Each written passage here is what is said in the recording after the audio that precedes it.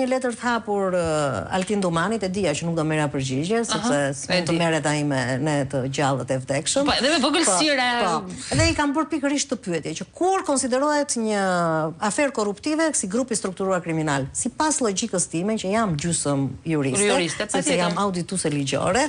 Dhe logjika ime më çon tek grupet e strukturuara kriminale të gjitha aferat korruptive që janë zhvilluar në Shqipëri. Ato kanë një kokë që e ideon, pastaj fillojnë tentakulat edhe rrjetat e merimangave që hapen nga dot për të realizuar qëllimin që është vendosur që në fillim. Ka disa nga këto që kanë ngelur në tentativë, si për shembull po të kujtoj koncesionin e TVSH-s, i cili nuk u realizua, sepse varësit nuk pranuan ta realizonin, por ka të tjera si këto që janë realizuar të gjitha. Sidomos kur bëhet fjalë koncesion e partneritete publike private, pa frikë, mund thuash që filozofia që ka funksionuar ka qenë ajo grupe strukturuar. Po, sipas gjykimit tim, të gjitha këto janë grupe strukturuara kriminale. Unë mendoj që Spaku i trajton me mosbarazinë të tendera, për shkeljen e barazisë në tendera, apo jo për korrupsion, shumë pak ka trajtuar për korrupsion, për t'i dënuar sa më pak dhe për të mos vajtur te sekuestrimet.